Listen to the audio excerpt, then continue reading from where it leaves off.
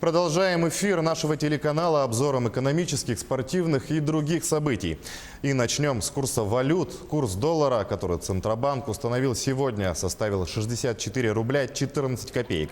Евро стоит 71 рубль 6 копеек. Что касается обмена доллара в Якутске, по обеим позициям лидирует Восточный банк. Покупает за 64 рубля 3 копейки, продает за 64 рубля 42 копейки. В выгодном обмене евро лидирует все тот же Восточный банк. Покупает европейскую валюту за 70 рублей 93 копейки, а продает за 71,35. Более 60 миллиардов рублей на устранение дефицита медработников на ближайшие 3 года заложено в бюджете Фонда обязательного медицинского страхования. Помимо этого, как пишет российская газета, зарплата младшего медицинского и иного персонала, а также прочие расходы, медикаменты, питание, коммунальные и другие услуги будут увеличиваться в предстоящие 3 года. Общий объем доходов бюджета Фонда ОМС прогнозируется на следующий год в сумме около 2 триллионов 300 миллиардов рублей, а к 2022 году эта сумма должна достигнуть 2 триллионов 650 миллиардов. В детской поликлинике медцентра Якутска для руководителей лечебных учреждений проходит обучение по проекту «Бережливая поликлиника». Совместный проект Минздрава России и госкорпорации «Росатом» стартовал 3 года назад. Цель проекта – оказывать медпомощь пациентам более оперативно. С этого года «Бережливая поликлиника» входит в нацпроект «Здоровье» и реализуется по нескольким направлениям. Прием пациентов участковыми терапевтами и педиатрами, работа процедурного кабинета, профилактика заболеваний и другие. В Якутии к проекту подключились 9 медучреждений в Якутск, Нерюнгри, Мирный, Алекминский и Амга.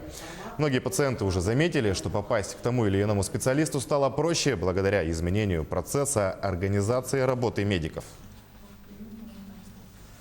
Бережливая поликлиника направлена на оптимизацию работы наших городских поликлиник. Самое главное, на сокращение времени пребывания пациентов в городских поликлиниках.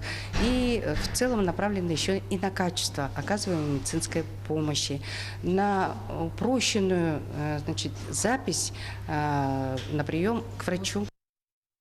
А в Мирном реализуется корпоративная программа «Актив Алроса» для сотрудников компании. Главная задача – развить компетенции специалистов аппарата управления и руководителей начального звена структурных подразделений. Первым мероприятием стала бизнес-симуляция. Обучить руководство приехали бизнес-тренеры из Москвы. Как на практике научиться управлять бизнесом, рассказывает Анна Брянская. Взрослые мужчины внимательно наблюдают за разноцветным паровозом. В нем условный товар – золото, серебро, медь. Задача участников – организовать его доставку. Но прежде проработать схему производства, провести подсчеты и проконтролировать динамику сбыта сырья. Вместо лекций тонкости ведения бизнеса специалистам Алроса решили показать в игровой форме. 7 человек управляют компанией, таких компаний у них 4. Они управляют бизнесом, у них распределены роли. Там есть президент, директор маркетинга, по финансам, главный инженер, рабочие, руководитель производства. И они в цикл производственный, что есть 1 час, это 1 игровой год, управляют этим предприятием, что значит получают контракт, довозят сырье до своего завода, производят пинцетами, устанавливают новое оборудование, доводят к клиенту, получает деньги, зарабатывает прибыль, делает отчеты. И таким образом тренирует те ключевые компетенции, которые есть в компании Алроса, и реально вживает их, я говорю, в мускулах, что значит реально применяют на практике. Здесь все как в реальности. Даниил Максимов в своей компании президент. Производит золото и серебро. В процессе руководства своего виртуального бизнеса погрузился так, что нет ни минуты. Сейчас нам надо выполнить государственный заказ, который имеет очень большие объемы, и для этого нам нужно торопиться. Извините, у меня нет времени. Пока да. Пока идем положительной динамикой. В команде Александра Иванова производят водяные насосы и серебряные холодильные витрины. Признается, удержать свой, пусть и виртуальный бизнес на плаву непросто. Утвердили оборудование новое для завода, которое ни у кого не используется. Вагон модернизировали для ускорения процесса.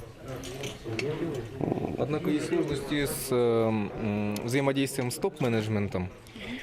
И, соответственно, модернизацию самих станков, к сожалению, пока мы не сделали на заводе. За 3 дня специалисты меняют профессиональное направление несколько раз. Сегодня это финансовый менеджер, завтра президент компании. Такая игра-симуляция позволяет показать участникам особенности разных должностей.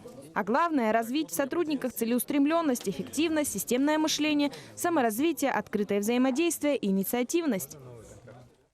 Я по профессии геолог, работаю главным специалистом в отделе поисковой геологии. То есть для вас это сейчас все в новинку? Или все-таки нет? Это все в новинку. Цифрами я никогда не работал, но увлекает. Бизнес-тренеры добавляют, зачастую, сидя в кабинете и выполняя рутинные обязанности, работникам бывает сложно увидеть детали. Симуляция внутренних процессов предприятия помогает увидеть их. Организаторы отмечают, программа направлена на развитие алмазных стандартов «Алроса». Анна Брянская, Алексей Меркулин, телеканал «Алмазный край». Специалистов будущего готовят WorldSkills. В Якутске продолжается открытый региональный чемпионат профессионального мастерства. Соревновательной площадкой для будущих специалистов по цифровизации и инженерии стал корпус технических факультетов. На месте работает Саргалана Федорова. Саргалана, расскажи, как проходят соревнования. Приветствую, Сергей. Мы находимся в международном центре Future Skills.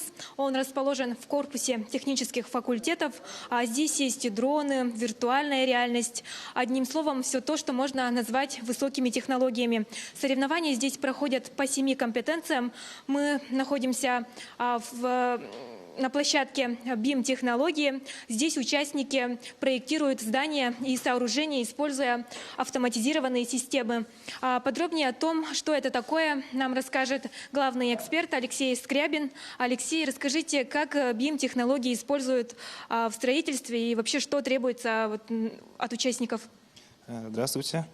От участников требуется сделать архитектурный план, рассчитать строительные конструкции, сделать организационный план и проверить на сходимость, коллизии, также произвести оценочную стоимость, сметную, все комплексные подходы, которые происходят в строительном производстве и проектировании зданий, сооружений в целом.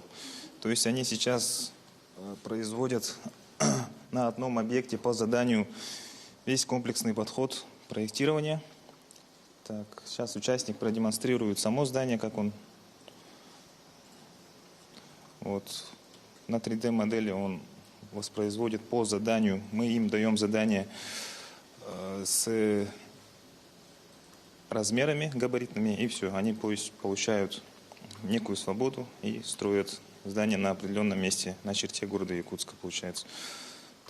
Также одновременно он производит расчет строительных конструкций. Здесь армирование, деформации, он все просчитывает.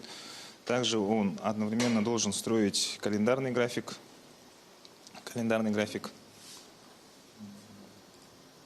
Да, он строит организационный календарный график и должен будет связать с технологией возведения. То есть он получает полную картину строительства. Это в дальнейшем. Спасибо. А завтра на этой же площадке участники запустят дроны. Это будет задание для участников компетенции эксплуатация беспилотных летательных систем. От них потребуется продемонстрировать навыки ремонта, обслуживания беспилотников. И о том, как готовят специалистов в этой отрасли, нам расскажет главный эксперт WorldSkills Russia Роман Гоголев. Роман, пожалуйста. Да, здравствуйте. В целом, по компетенции эксплуатации беспилотников мы направлены, как и наш центр, на технологии будущего, то есть на профессии будущего, те компетенции, которые будут востребованы завтра. Но если вас интересуют именно беспилотники, помимо тех крутых вещей, которые здесь происходят, собственно говоря, в первую очередь надо рассматривать как эксплуатацию не только пилотирование, но и в целом, в принципе, производство. У них задание модуля будет произвести, в принципе, сломанные вещи, как мы это делаем в компетенции нашей, которая проходит реверсивный инженеринг, посмотреть неисправности, затем ввести эксплуатацию и, само собой, полетать. Сегодня подготовительный день, завтра у нас завершается 4 блока, завтра же начинается еще и промышленная робототехника, собственно говоря. Сейчас проходит еще промышленный дизайн, компетенции ребята ушли на перерыв, но все ведет к тому, что мы сможем что-либо произвести. Ну, то есть эти же дроны у нас в качестве не только образовательной деятельности, но и как инженерной деятельности лежат концепты, и ими, в принципе, интересуются уже по России. То есть хотят воспроизвести наши более долгоиграющие, долго летающие дроны. Так что да, мы готовим пилотов дронов. Это ребята и младше 16 лет у нас присутствуют, и старшие 16 лет до 22 лет включительно. Так что да, это помимо разработки VR-систем, помимо разработки всех остальных аспектов, которыми мы занимаемся, мы проводим командную работу на производстве. Вот это просто то, что я делал задание, то самое и мы работаем, производим краны, транспортные системы, получается, автономные, и те, которые, в принципе, с всяческими разными утилитами. Так что да, эксплуатация беспилотных аппаратов – это у нас начало того, что у нас появляется система операторов и эксплуататоров. Ну и, собственно говоря, вот, в принципе, все, что у нас есть и сейчас проходит. Так что так вот, да. А я вижу, что у вас есть 3D-принтер. Может, посмотрим, как он работает? Да, у нас 3D-принтеры есть, они работают у нас в соседнем кластере. Сейчас у нас здесь представлено нечто другое. Собственно говоря, это у нас 3D-сканер. То есть мы снимаем измерения, тот же дрон, та же труба огромная, большая, и даже вас. Мы, в принципе, на вас можем продемонстрировать, собственно, как работает эта технология. Но я думаю, попросим Алексея, вы садитесь, попробуйте присесть чуточку сюда. Собственно говоря, это происходит все в режиме онлайн. Сразу мы начинаем, снимаем текстуры, размеры. Сейчас мы снимаем геометрию. Собственно говоря, мы демонстрируем те технологии, с которыми мы работаем и которые мы разрабатываем. То есть девушка сидит у нас прямо здесь вот, и сейчас мы снимаем с нее геометрию. То есть, в принципе, это применяется, произвести можно уже на 3D-сканере. На 3D-сканере мы снимаем геометрию, текстуру, а произвести это все можно уже на 3D-принтере, на металлическом. То есть, соответственно, если вы посмотрите туда внимательно, вот направо, вот, собственно говоря, это вы уже в виртуальной среде. Мы можем вас перекинуть в игру, мы можем вас перекинуть, получается, на производство и сделать ваши маленькие бюсты, статуэтки и все прочее. И это применительно ко всему, абсолютно ко всему, любым механическим устройствам. Самое главное, что ребята, которые сейчас учатся, мы вычленили такую ядерную команду, и у нас самое главное есть система селекции.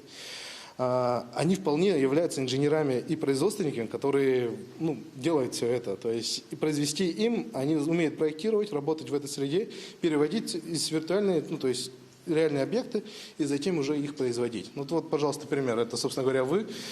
Ваша геометрия, мы только лишь можем наложить дополнительно сверху фотографии, чтобы было более качественно. Вы уже в 3D объеме, и все, вы в виртуальной среде. Это ваш цифровой двойник, это ваш конкретно.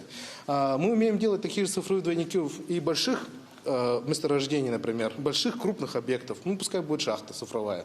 С помощью датчиков и наших технологий, 3D-сканинга, лазерного сканинга и наших мозгов, я думаю, займет максимум 2 года, чтобы мы сделали одну компанию, в принципе, ребят, которые смогут это все сделать. Так что да, вот это вот и есть 21 век. Спасибо, очень интересно. Соревнования продлятся до 6 декабря.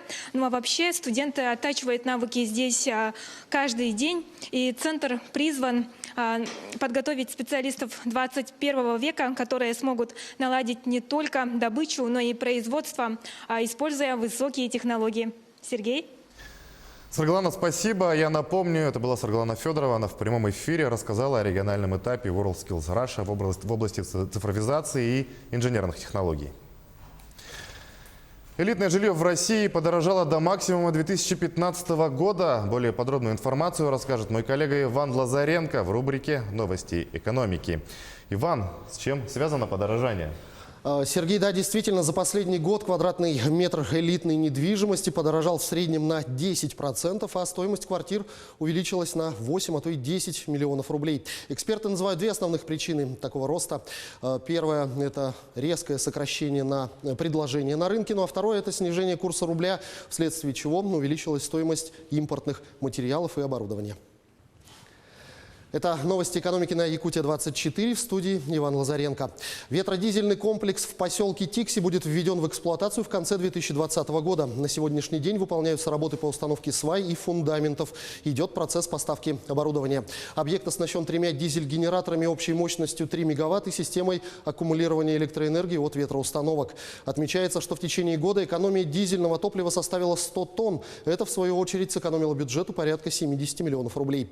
В последующем вид ветряная и дизельная электростанция, а также система аккумулирования электроэнергии будут объединены в единый энергетический комплекс с автоматизированной системой управления производством и распределением энергии.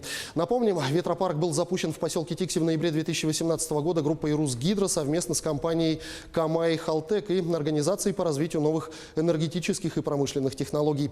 3 уникальные ветроустановки могут работать при температуре до минус 50 градусов и способны выдерживать ветер скоростью до 70 метров в секунду.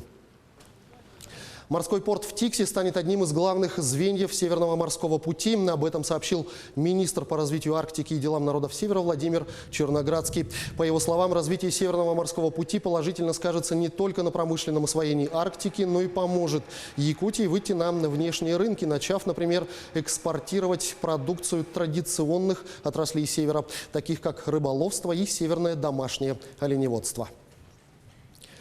Новую школу на 220 мест открыли в селе Кюсюр Булунского района Якутии. Учреждение площадью более 3000 квадратных метров построено на средства инвестиционной программы Якутии. Завоз необходимых конструкций велся по автозимнику с февраля по апрель и водным путем с июля по сентябрь.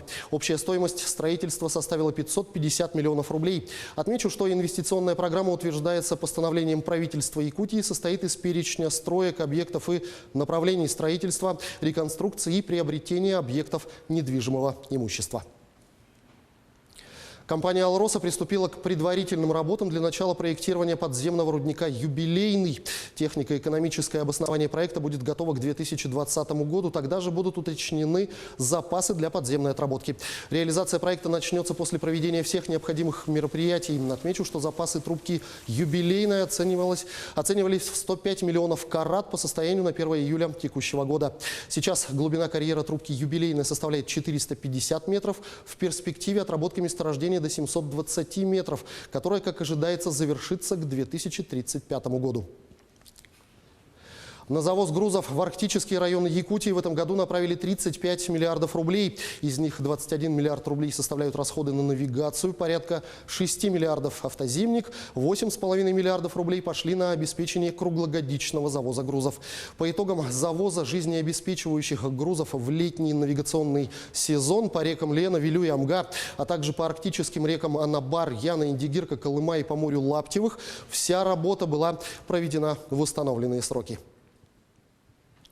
На территории индустриального парка Кангалас в Якутии стартовал научный эксперимент, участниками которого стала семейная пара, поселившаяся в одноэтажном доме внутри прозрачного купола из поликарбоната. Купол представляет собой 5-тонную конструкцию, возведенную вокруг одноэтажного дома с гаражом.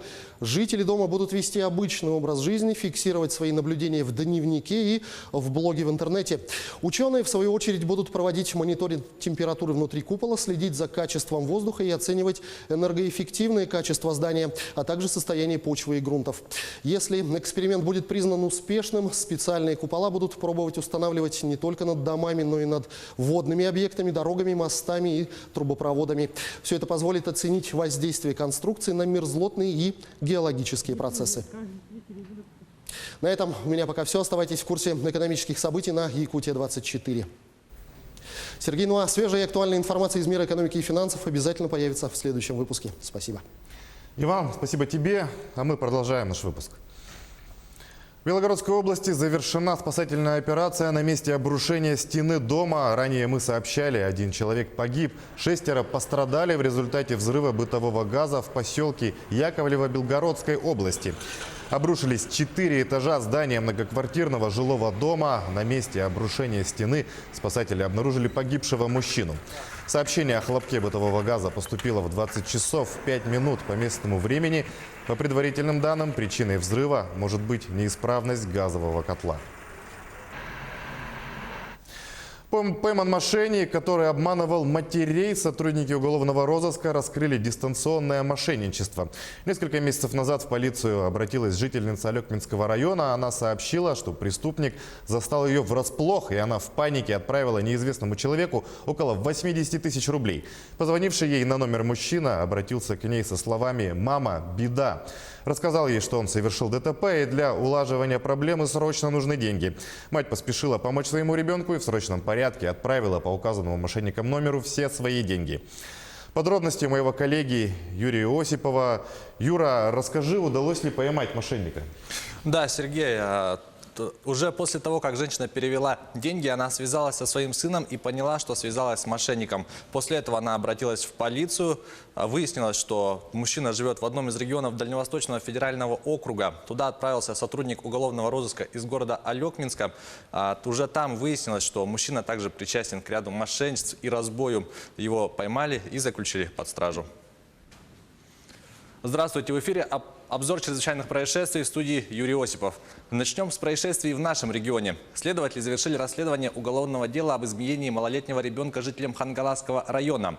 Напомню, что в середине октября в социальных сетях появились фотографии маленького мальчика с множественными телесными повреждениями. К фотографиям прилагалась информация об избиении его отцом. Следственный комитет возбудил по этому факту уголовное дело по статье «Истязание лица заведомо для виновного, находящегося в беспомощном состоянии». Следователи установили, что в Хангаласском районе 4-летний мальчик был избит сожителем своей матери, когда женщина находилась на суточном дежурстве. По словам самого обвиняемого, накануне вечером он выпил, а ночью ребенок проснулся и попросил его помочь сходить в туалет, что разозлило мужчину, и он избил его. Вернувшаяся утром с работы мать мальчика сразу обратилась за медицинской помощью. В больнице поставили диагноз сотрясение головного мозга, множественные гематомы мягких тканей головы, век, туловища, а также рук и ног. После оказания необходимой медицинской помощи мальчик был выписан. На основании заключения судебно-медицинской экспертизы преступление переквалифицировали на умышленное причинение легкого вреда здоровью, вызвавшего кратковременное расстройство здоровья. Материалы этого дела направили в суд. Жителя Алданского района обвиняют в убийстве и угрозе убийством. Следователи завершили расследование уголовного дела 37-летнего мужчины. В марте этого года пьяный обвиняемый в жилом помещении, примыкающем к гаражному боксу на территории перевалочной базы коммерческого предприятия в городе Томмоте, во время ссоры несколько раз ударил топором знакомого. От полученных ран потерпевший скончался на месте. После этого он пригрозил убийством другому мужчине, который в это время находился в комнате и проснулся от шума. В последующем подозреваемый скрылся с места происшествия, но был задержан и заключен под стражу. Во время предварительного расследования он не признал вину, объясняя, что к убийству потерпевшего помимо него причастны другие. Несмотря на это, следователи собрали достаточно доказательств, которые свидетельствуют о его единоличной причастности. Сейчас материалы уже направили в суд. В Аймиконском районе полицейскими раскрыта кража из продуктового магазина. В поселке Уснера злоумышленники взломали дверной замок и совершили кражу из продуктового магазина. Ими оказались 15-летние ученики 9 класса. В ходе проведенных оперативных мероприятий оперативникам удалось воссоздать обстоятельства, предшествовавшие преступлению. Подозреваемые проходили ночью мимо продуктового магазина и решили совершить кражу. Они вскрыли замок и украли из магазина чипсы и сладости. Перед уходом они похитили из кассы 1500 рублей.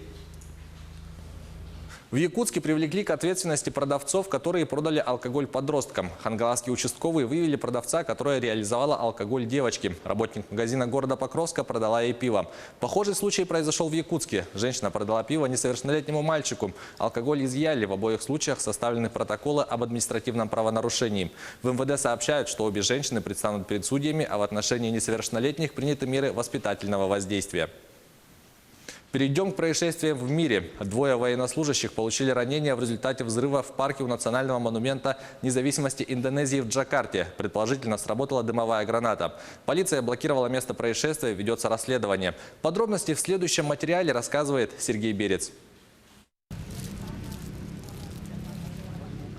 Дымовая граната взорвалась утром во вторник в парке у национального монумента независимости Индонезии в центре Джакарты.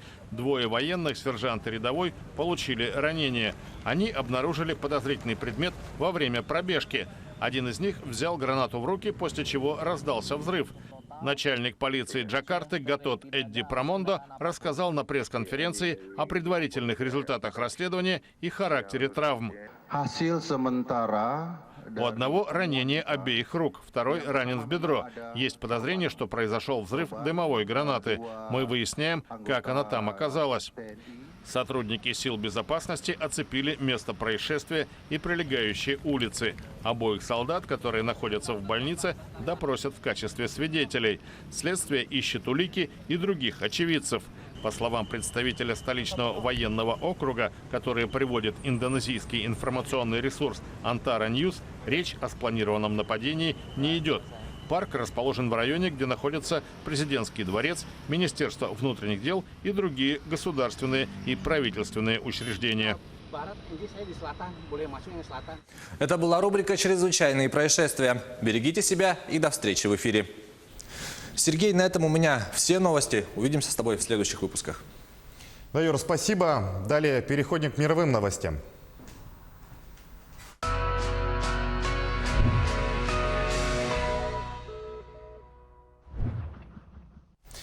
Японский зонд Хаябуса-2, отправившийся 5 лет назад на исследование астероида Рюгу, запустил ионные двигатели и начал двигаться в сторону Земли, рассказывает Артем Сторонов.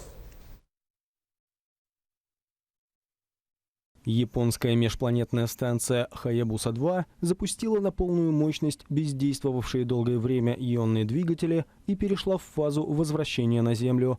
Планируется, что аппарат достигнет нашей планеты к концу следующего года. Хаябуса-2 стала одной из самых необычных миссий к малым телам Солнечной системы. Станция стартовала с Земли в декабре 2014-го. Она провела почти 4 года в полете и в июле 2018-го достигла своей цели – 900-метрового околоземного астероида Рюгу. За 1,5 года работы аппарат смог картографировать небесное тело, а также получить образцы вещества как с его поверхности, так и из внутренних слоев. Кроме того, станция высадила на астероид 2 зонда Минерва-2.1, модуль Минерва-2.2, а также спускаемый аппарат Маскот, которые получили ценные научные данные. 13 ноября Хаябуса-2 начала медленно удаляться от Рюгу. Капсула с образцами грунта астероида и другой информацией, как ожидается, в конце 2020 года приземлится на полигоне Вумер в Австралии. Ученые надеются, что зонд поможет разгадать тайны возникновения и развития Солнечной системы и зарождения жизни. Патруль береговой охраны снял на видео стаю касаток, заплывших в Генуэзский залив. По словам ученых, это весьма редкое явление. Подробности далее. Стая касаток с воскресенья плавает в Генуэзском заливе Лигурийского моря на северо-западе Италии. Животные ведут себя спокойно и практически не обращают внимания на катер береговой охраны, с борта которого во вторник сняты эти видеокадры. Как отмечают морские биологи, касатки – редкие гости в этой акватории. Как правило, они предпочитают более холодные воды. По данным научно-исследовательского института «Тетис» со штаб-квартирой в Милане, за последние 200 лет касаток у итальянских берегов наблюдали не более 10 раз.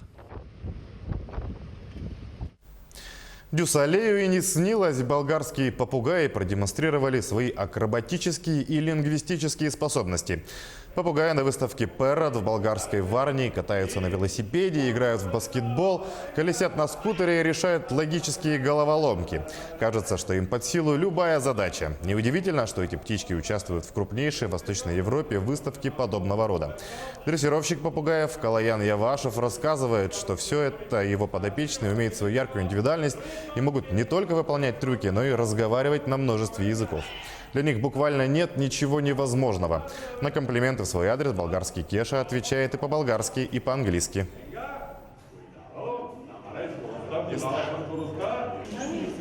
Если вы тоже... Они могут выучить бесчисленное количество языков. Они очень похожи на людей. Все зависит от того, где ты родился и в какой языковой среде находился. Мои попугаи привыкли слышать испанскую речь. Экологическая елка на пластиковых канистрах в эстонском городе Ваймси призывает местных жителей отказаться от покупки жидкости для мытья автомобильных стекол в 5-литровых контейнерах. Есть ли у организаторов шансы на успех в материале наших коллег?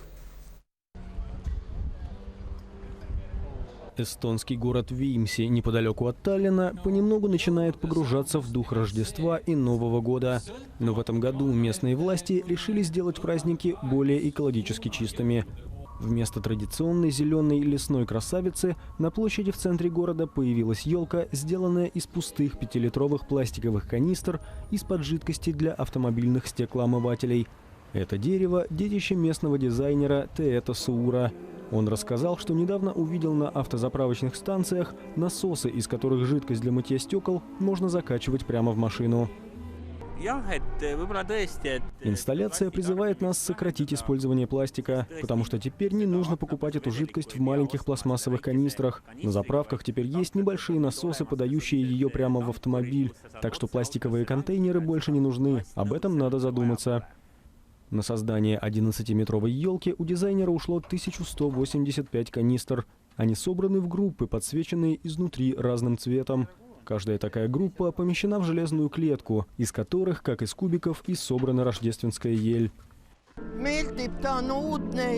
Мне нравится. Очень современно и ни на что не похоже. Первый раз в жизни вижу нечто подобное. Очень здорово. Она привлекает внимание к определенным проблемам, таким как глобальное потепление, и к тому, что люди используют все больше машин. Заставляет задуматься. Она излучает разные цвета, тепло и волнение. Это даже интереснее, чем обычная новогодняя елка. Но главное в этой инсталляции, считают местные жители, то, что настоящая ель может оставаться в лесу и продолжать спокойно расти дальше. Это были мировые новости.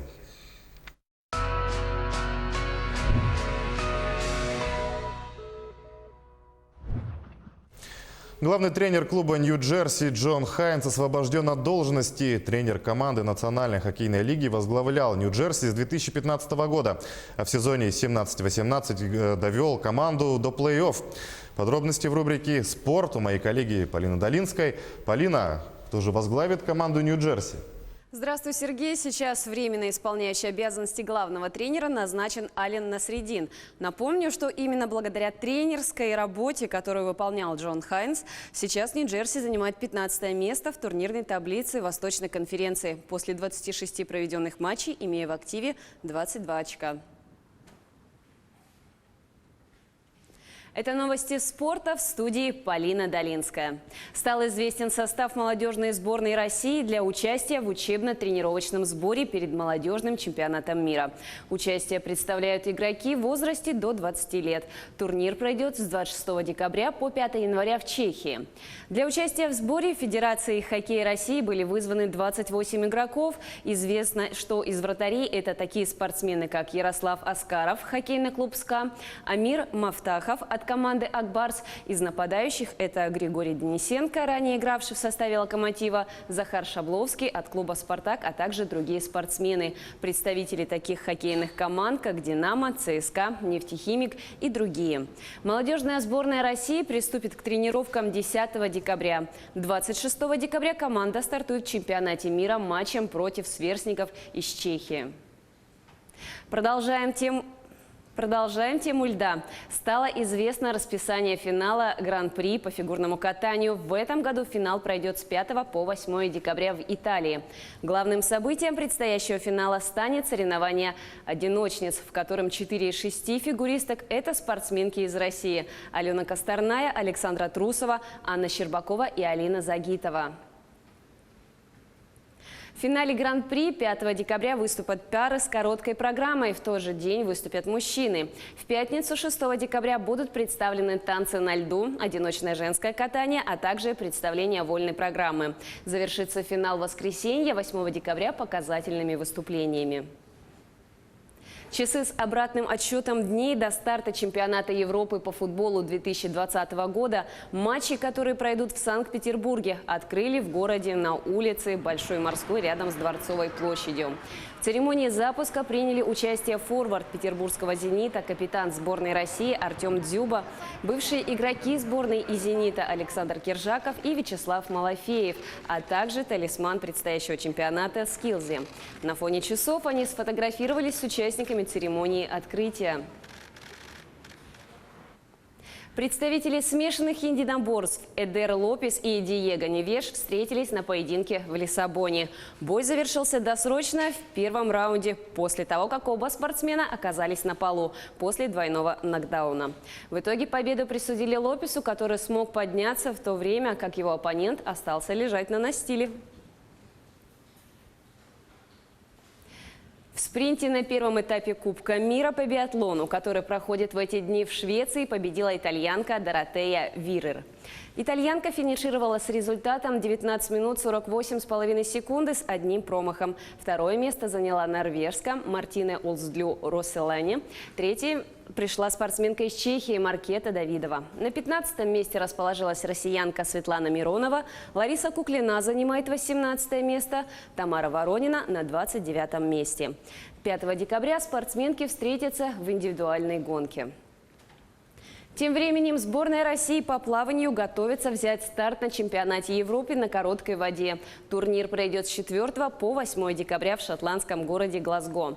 В мужскую команду вошли Вячеслав Андрусенко, Илья Бородин, Александр Жигалов и другие. Лидерами этой команды являются рекордсмен мира, призер чемпионата мира Колесников, призеры чемпионата мира Малютин, Гринев и олимпийский призер Морозов.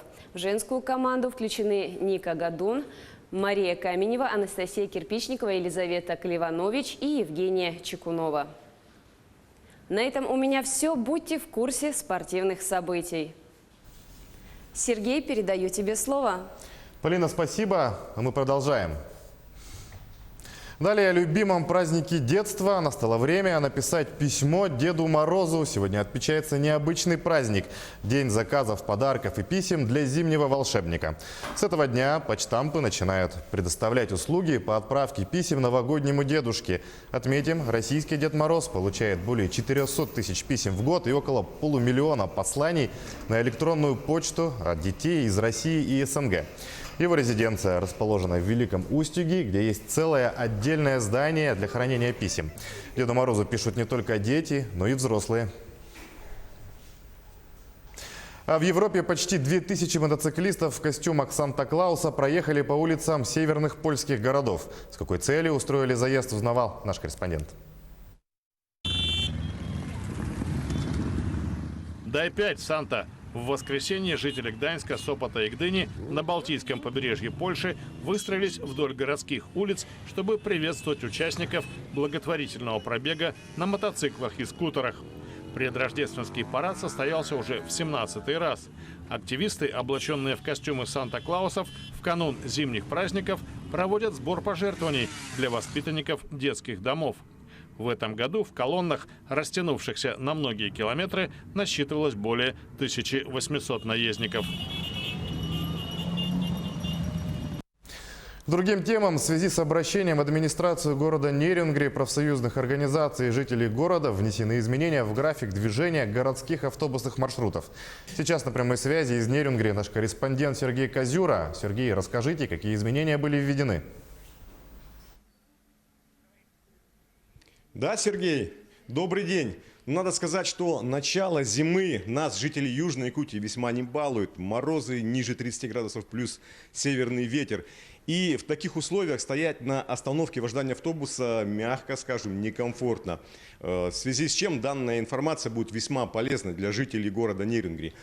Так, со 2 декабря вступили в силу изменения в расписании автобусов города. Так, с 3-го автобус под номером 3, следующий с АТА до спорткомплекса «Шахтер», добавлено 2 дополнительных рейса. Это на 6 утра и на 18:30. А в маршрут под номером 8, следующий до больничного комплекса, добавлен еще дополнительный рейс на 7 утра. Сейчас рядом со мной находится заместитель главы города Нерюнгри, Дьячковский Дмитрий Кимович.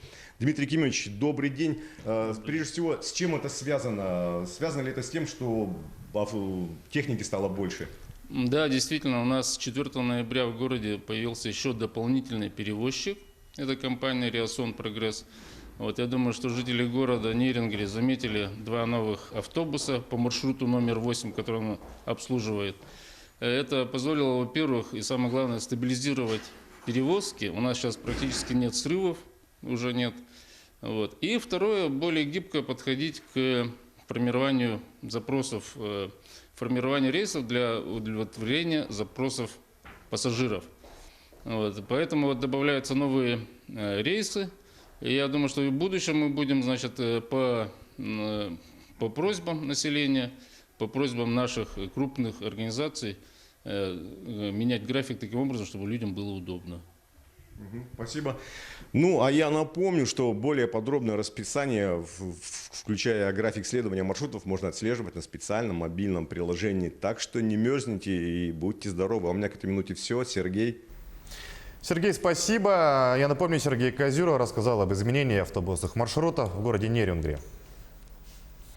С понижением температуры в некоторых районах Якутии начались актированные дни. Ввести или не вести ребенка в школу, когда столбик термометра опускается ниже минус 45. Как узнать об актированных днях? Вопрос особенно становится актуальным среди жителей столицы, где ежегодно в такие дни начинается путаница. В деталях разбиралась Ульяна Шагина. Ну, я думаю, уже начиная с 40, может. Как 40 градусов 45, правильно?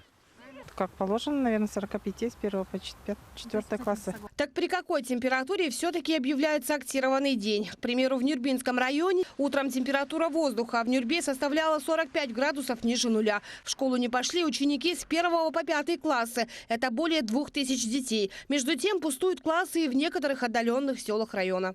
В отдаленных населениях в Харулинской школе минус 50, поэтому они учатся с 1 по 11 класс. В столице пока погода позволяет школьникам посещать образовательные учреждения. Столбик термометра сегодня опустился до минус 36. Между тем, в этом году параметры актированных дней для учащихся остаются прежними. В минус 45 не учатся столичные школьники с 1 по 5 классы. В минус 48 не учатся с 1 по 8 классы. И актированный день для всей школы объявляется в минус 50.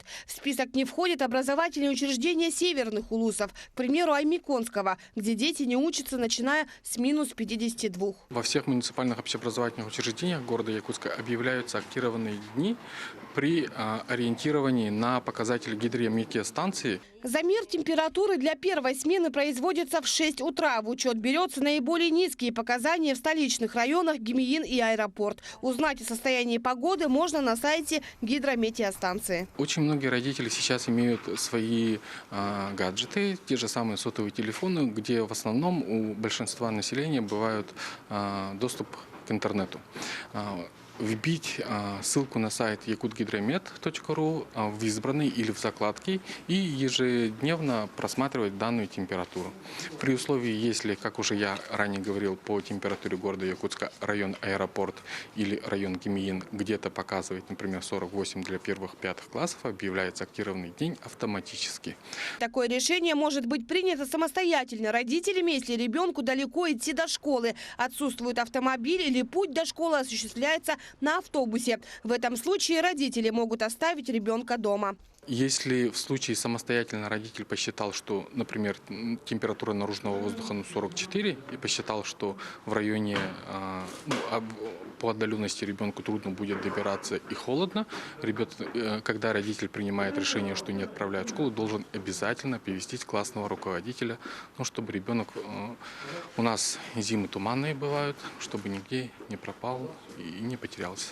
Если вы с утра начали путаться в показаниях термометра и все-таки решили вести ребенка в школу, можно смело его там оставлять. Если в класс пришел даже один ребенок, для него организуют индивидуальное обучение, кружковую или внеклассную работу. Главное требование для родителей в такой день в обязательном порядке сопровождать школьников начальных классов. Ульяна Шагина, Семен Семенов, Нюрба, Мирный Якутск.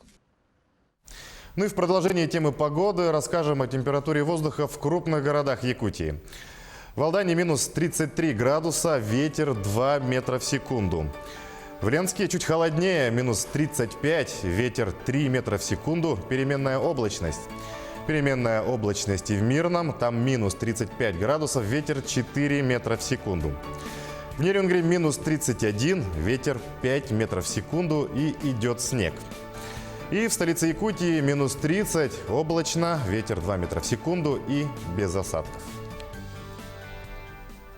На этом у меня все. Наши корреспонденты следят за развитием событий. До встречи в эфире.